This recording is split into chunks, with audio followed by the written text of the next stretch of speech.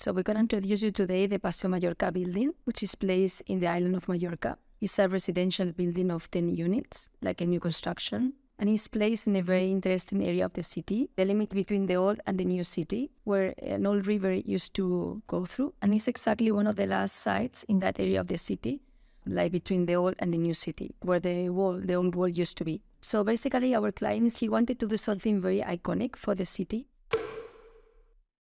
For us, it was very important to see which would be the icon for the 21st century. For example, where Mies van der Rohe do this image in the 20th century, so anticipating the skyscrapers with the curtain walls. The concept of the curtain wall facade was not just the looks of the facade, but the transparency, right? And the lightness of the possibilities that concrete and steel gave to buildings. Nowadays, when you look at a building that doesn't make sense climatically, somehow it's kind of weird. In southern climate, when you see like a whole glass curtain without sun protection, it's a little bit kind of awkward already. So certain values have changed. UT depends on different values, right? Along our history. Buildings need to perform properly, but now it's also about where the materials are coming from and what's your carbon footprint. So we were thinking like which would be the new values for the 21st century that the building should represent. We were creating something that we will reduce the CO2 and at the same time to reduce the carbon footprint. So we did a lot of urban morphological studies to see the shape. So we were adjusting to the regulation in order to create the volume, trying to maximize the overhangs that were allowed. And then we concentrate like that area where the views were. And then we divide into 3 volumes the roof and with the different slopes on the roof. And then we create another facade for the public areas of the house where the living rooms and the dining areas were, with this solar filter inspired in the Mediterranean, solar filters that allows shadows effects and very configurable and very permeable and very flexible. So we're trying to create like a passive house building. So the idea was to really capture the sun during the winter and really be able to block the summer during the summer. So we were doing some solar studies in order to create this facade. The other point that we use for this passive house building is the thermal, airtight, and acoustic isolation.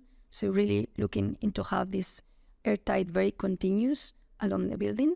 And then this heat recovery system, very hidden with these slots where you can see like the AC that is very hidden in the ceilings. And then also we create this patio, this inner courtyard, which is basically in the combination with the cross ventilation. So it refreshes this inner patio. And at the same time with the acoustics, really it's very important also to don't hear the traffic on the main street. There's an office on the ground floor and then the typical apartment units on the first 3 floors. And then there are 3 penthouses on the upper floors with terraces and some swimming pools. As a final result of the building facades, how they turn out, it works as a lantern during the night. Every piece of wood is placed so that filters the sun during the summer and allowing the sun to enter during the winter.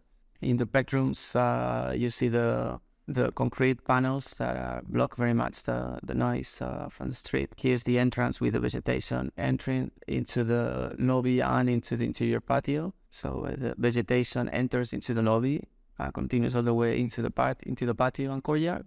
The courtyard has 2 levels, so the basement has light, natural light into the swimming pool. There's a pool shared for the residents, and then there's some private, smaller plunge pools for penthouses. For the interiors, we were looking at, of course, some local materials such as fabrics, local stones, hand-blown glasses,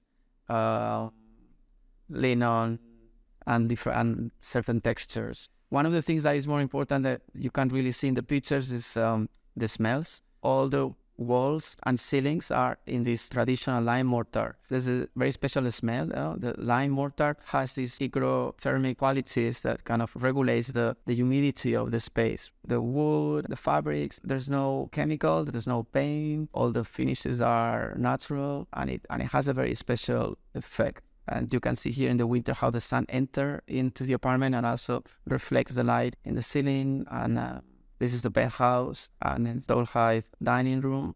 Everything that you touch or that you smell is very important. All the interior of the closets are all in untreated full cedar. It kind of absorbs all bad smells of the clothes. And it has all these details that we made a kind of like old school way of detailing a closet. It's difficult to explain in the images because it's a lot about the atmosphere and the smells and natural finish of every material. These are some of the things for the penthouse as well, where we also design everything from those mirrors to the soap trays and the towel racks.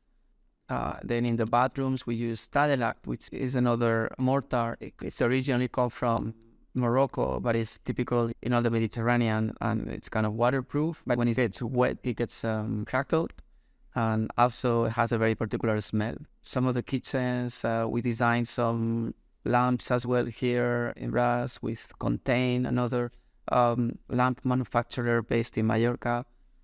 We think the success on this project is largely on the choice of materials, applying them properly. But the use of materials kind of guides you through all the way from the entry into the project all the way inside and into the livings, right? The wood, of course, obviously doesn't come from the island, but the choice of wood, it's obviously because it's taking into account all the transportation and everything. It, at the end of the day, it has a much lower carbon footprint than any other material. The choice of the different woods is also made on different smells and different textures that are inside in the interiors. So there's an argument on all around the building about its materiality.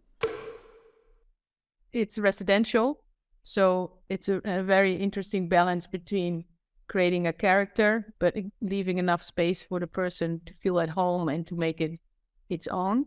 It's these functional aspects and sustainable aspects of design that is combined with the aesthetic beauty, right? It's just one minimal material from the outside, but it's been used very elegantly. So I think it's a balance of both. For me, the most valuable thing about this project was how cohesive its design process must have been, and the end result is, with its materiality, with its sustainable aspects, and with the space itself. They were very cohesive, and it's a very holistic approach, which makes it a very successful project. This building sort of set the tone for a new generation of building, revisiting what it means to use local material and have conceptual clarity and create a really sustainable and environmentally friendly urban landscape. So in that sense, it is iconic. It's sort of saying we're going ahead and doing something that has a positive impact on our environment, is engaging the senses, and this should be the new standard, or we should be considering when we're building something that is really human-centric from the start.